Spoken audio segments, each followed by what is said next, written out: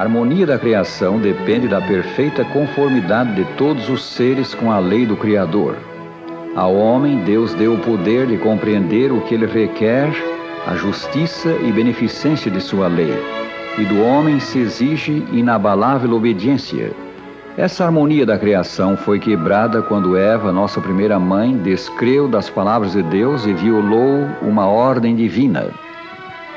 Adão compreendeu que sua companheira transgredira a ordem de Deus, desrespeitara a única proibição a eles imposta como prova de sua fidelidade e amor, isto é, não comer do fruto de certa árvore do paraíso.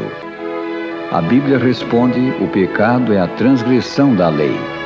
1 São João 3, versículo 4. O pecado é, pois, a quebra da lei moral de Deus, dos 10 mandamentos, o decálogo. Quando violamos qualquer dos 10 mandamentos, qualquer ordem divina, nós pecamos. Quantos pecaram? Todos pecaram, diz a Escritura, e carecem da glória de Deus. Romanos 3, 23. A desobediência de Adão operou nele uma mudança espiritual. Fez dele um pecador, um escravo do pecado. E essa condição passou a todos os homens. Todos somos pecadores. Aqui estão alguns dos resultados do pecado. A terra foi amaldiçoada, passando a produzir espinhos e cardos. A doença, o sofrimento e a morte vieram como consequência do pecado. Fruto do pecado é também a guerra. O inimigo de Deus e adversário do homem, Satanás, deleita-se na guerra, pois esta excita as mais vis paixões da alma, arrastando então para a eternidade as suas vítimas engolfadas no vício e no sangue. O homem foi feito prisioneiro do pecado. Pela presença do pecado na vida, o homem não faz o que quer, mas o que o pecado quer. Jesus ensinou: todo o que comete pecado é escravo do pecado. São João 8,34. Qual o único meio de libertação? De nos livrarmos da escravidão do pecado. A Escritura diz: porque o salário do pecado é a morte, mas o dom gratuito de Deus é a vida eterna por Cristo Jesus nosso Senhor. Romanos 6, 23. Notemos, o pecado leva à morte, à perdição eterna. Mas mediante Cristo Deus nos quer dar vida, vida eterna. A Escritura diz mais, e isto é a própria essência de tudo o que ela diz: porque Deus amou o mundo de tal maneira que deu o seu Filho unigênito, para que todo que nele crê não pereça, mas tenha a vida eterna. São João 3,16. Não há ninguém a quem Deus recuse os benefícios de sua graça salvadora, mas há uma condição para que nos salve: crer em Jesus Cristo. Ao considerar no horto do Getsêmani o preço a ser pago pelo resgate do pecador, dar o seu sangue, a sua vida, Jesus poderia ter decidido voltar para o Pai e deixar que o homem sofresse a pena do pecado.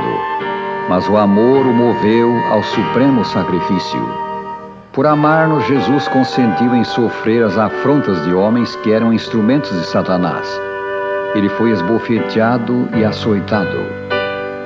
Porque o salário do pecado é a morte, o Filho de Deus, para nos salvar da morte, provou a morte por nós. Ele sofreu a morte como ela era infligida pelos romanos, a morte de cruz.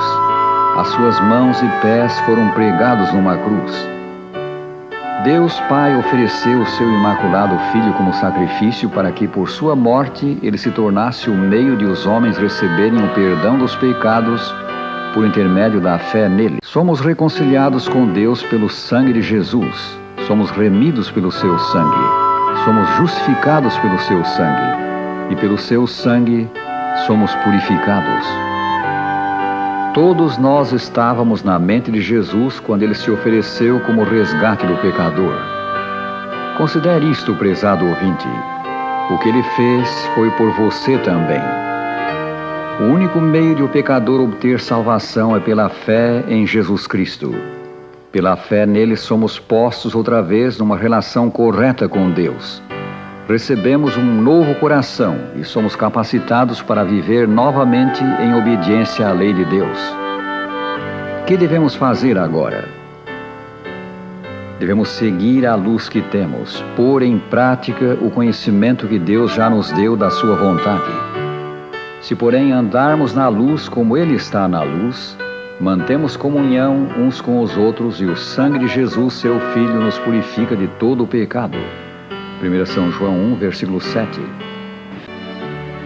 Devemos constantemente exercitar fé no que Jesus fez por nós e no que Ele continua fazendo como nosso mediador no céu. O Senhor Jesus Cristo é que nos sustenta na luta contra o pecado.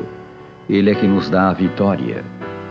Como o pastor se alegra ao reencontrar a ovelha perdida, assim o Salvador se alegra ao receber a alma arrependida que a Ele volta. Vinde a mim, eis o convite de Jesus a nós homens. Cristo pagou por nós muito alto preço. Agora anela que voltemos para Ele. Quando aqui na terra Jesus se mostrou amigo dos meninos, Ele é amigo de todos os homens, até do maior pecador. As boas novas do Evangelho são que Cristo veio para prover salvação do pecado. O que nele crê como seu Salvador é perdoado e libertado do poder do pecado. Se desejamos agradar a Deus, viver como Ele ordena, recebemos de Jesus o poder para isto. Ele faz que sejamos novos homens e mulheres. Amigo, nada existe entre nós e a perdição eterna, senão a forte mão de Jesus Cristo. Aceitarás o Salvador agora? Aceita-o e passarás da morte para a vida.